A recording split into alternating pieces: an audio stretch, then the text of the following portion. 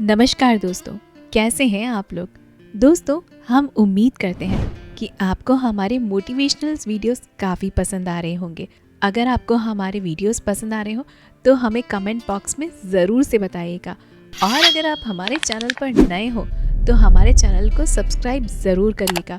और हाँ, हमारे वीडियोस को लाइक करके हमें ऐसे ही मोटिवेट करते रहिएगा। तो चलिए शुरू करते हैं आज का वीडियो।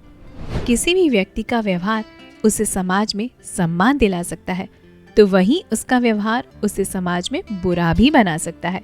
व्यवहार का यह नियम समाज में प्रतिष्ठा के लिए ही लागू नहीं होता, बल्कि आप अमीर बन सकते हैं या नहीं, आपके पास सेविंग्स रहेगी या नहीं, यह भी आपके व्यवहार पर ही डिपेंड करता है। दोस्तों, बहुत से लोग जब अमीर बन जाते हैं तो उनका व्यवहार पैसों के लिए काफ़ी बदल जाता है और इसी बदले हुए व्यवहार से यह तय किया जाता है कि वह कितने समय तक अमीर बना रह सकता है और कितने समय तक नहीं। दोस्तों, आपने अपने आसपास ऐसे बहुत से लोगों को देखा होगा जो ये कहते रहते हैं कि पैसा तो हाथ का मैल है, इसे तो सिर्फ खर्च करते रहना चाहिए। लेकिन एक बात यह भी याद रखना कि जो लोग ऐसा कहते हैं उनकी फाइनेंशियल पोजीशंस काफ़ी वीक होती हैं और ऐसा उनके पैसों के प्रति व्यवहार के कारण होता है। साइकोलॉजी ऑफ मनी के लेखक मॉर्गन हॉजल कहते हैं कि जब वे एक रेस्टोरेंट में जॉब करते थे तो उस समय उनके रेस्टोरेंट में एक यंग मैन आया करता था जिसने कई सारी टेक कंपनियां बनाई थी और उन्हें बेचकर उसने काफ़ी सारा मुनाफा कमाया था और इस कारण से उसके पास काफ़ी ज़्यादा पैसा भी था। वह अपने पैसों का बहुत ज़्यादा दिखावा करता था। एक दिन उसने होटल में एक वेटर को $1000 देते हुए कहा कि वह सोने के सिक्के लाकर उन्हें दे दे। वेटर ने पास के दुकान से जाकर $1000 के सोने के सिक्के खरीदे और लाकर उन्हें दे दिए। इसके बाद वह यंग मैन अपने दोस्तों के साथ समुद्र के किनारे गया और उन सिक्कों को समुद्र में दूर दूर तक फेंककर उनसे खेलने लगा। यंग मैन का यह व्यवहार पैसों के प्रति बहुत ही ज़्यादा बुरा था। वह पैसों का सम्मान नहीं करता था और इस कारण से कुछ समय बाद वह यंग मैन दिवालिया हो गया और वह कर्जे में डूब गया। ऐसे ही एक सफाई कर्मचारी था। वह हर बार अपनी बचत के पैसों को एक ब्लू चिप कंपनी में इन्वेस्ट करके भूल जाता था। जब वह व्यक्ति की मृत्यु हुई तो उसकी खबर दुनिया भर के अखबारों में सुर्खियां बन गई थी, क्योंकि उसके पास 58 करोड़ की संपत्ति थी।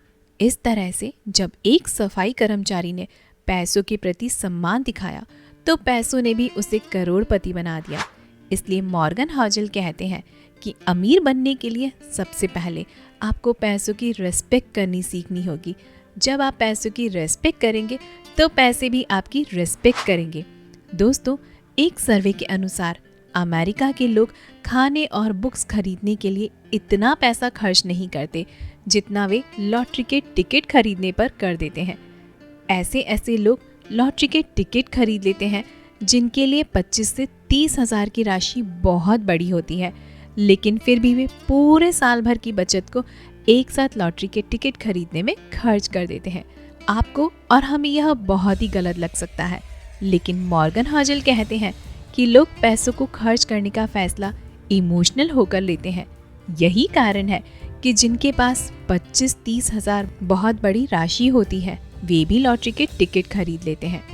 ऐसा भी नहीं कि लॉटरी के टिकट खरीदने वाले हर व्यक्ति की लॉटरी लग जाती है, बल्कि इसके पीछे सोच होती है कि उनके लिए एक अच्छा घर और एक अच्छी कार खरीदना वश का नहीं होता, लेकिन यदि लॉटरी लग जाती है तो वे बड़ी आसानी से पूरी हो सकती है।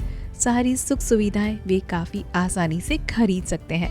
इसलिए उनके लिए लॉटरी में पैसा खर्च करने का फैसला एकदम सही माना जाता है। मॉर्गन हॉजल का कहना है कि आप अमीर बन सकते हैं या नहीं, इसमें लक का बहुत बड़ा रोल होता है। हो सकता है कि आप में से कुछ लोगों के लिए लक जैसी बातें बकवास हो, लेकिन इसे हम इस तरह से समझ सकते हैं कि आज बिल गेट्स दुनिया के सबसे अमीर लोगों में से एक हैं, लेकिन साल 1968 में वे ऐसे नहीं थे।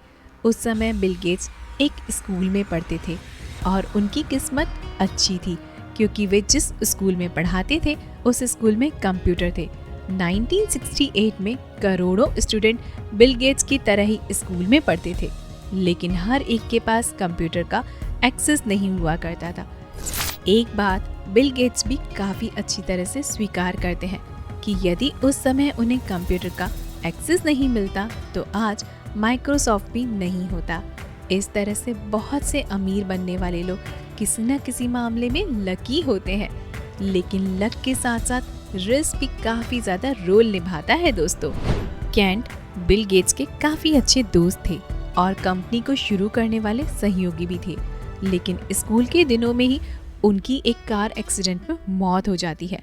बिल गेट्स कहते हैं कि यदि आज केट जिंदा होते तो वे माइक्रोसॉफ्ट के पार्टनर होते, लेकिन केंट की लाइफ में एक्सीडेंट एक रिस्क थी जिसका सामना उन्होंने किया था, जिसके कारण उनकी मौत हो गई।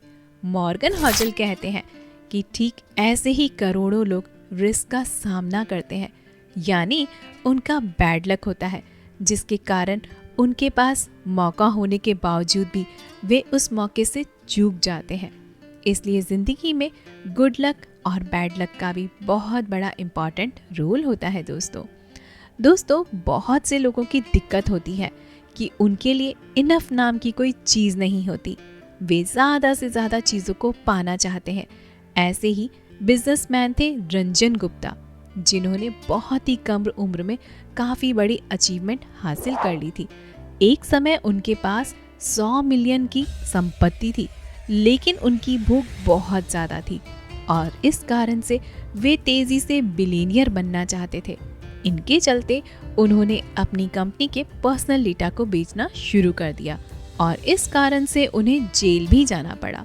अब यदि उन्होंने लालच नहीं किया होता और कोई भी काम नहीं करते और अपने सारे पैसों को बैंक में डाल देते तो भी उनके पास महीने के करोड़ों रुपए आते दोस्तों, लेकिन उन्होंने इनफ नहीं किया।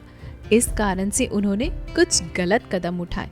मॉर्गन हॉजल कहते हैं कि ज़िंदगी में आपके पास एक इनफ गोल भी होना चाहिए जिसे अचीव करने के बाद आप रुक जाएं और अपने पैसों का सिर्फ मज़ा लें, अपनी लाइफ को एंजॉय करें, इसके साथ खुश भी रह पाएं और कभी भी गलत फैसले नहीं लें।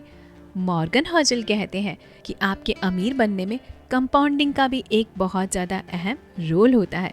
इसे इस तरह से समझ सकते हैं कि वॉरेन बफे 10 साल की उम्र में इन्वेस्ट कर रहे हैं और जब उनकी उम्र 75 साल की हुई तब उनकी नेट वर्थ करीब 86.5 बिलियन डॉलर की थी।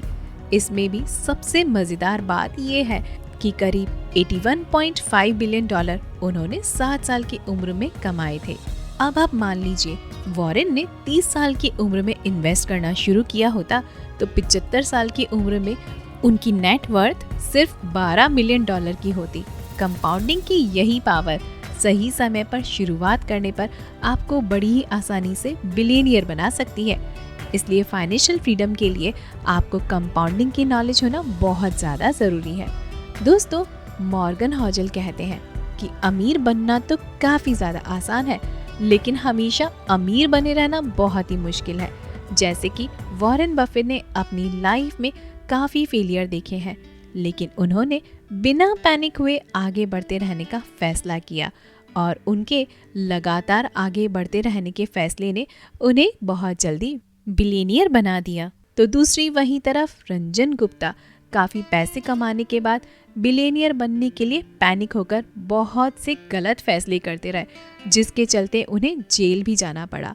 इसलिए अमीर बने रहने के लिए बिना पैनिक हुए सही फैसले लेते हुए सिर्फ आगे बढ़ते रहना चाहिए। तो दोस्तों अमीर बनने और अमीर बने रहने के लिए लाइफ में आपको साइकोलॉजी ऑफ बुक के इन कॉन्सेप्ट को ज़रूर से फॉलो करना चाहिए। तो दोस्तों आपको हमारा आज का वीडियो उम्मीद करते हैं ज़रूर पसंद आया होगा। हमें कमेंट बॉक्स में ज़रूर से बताइएगा। और हाँ, अगर आप हमारे चैनल पर नए हो तो हमारे चैनल को सब्सक्राइब करना ना भूलें।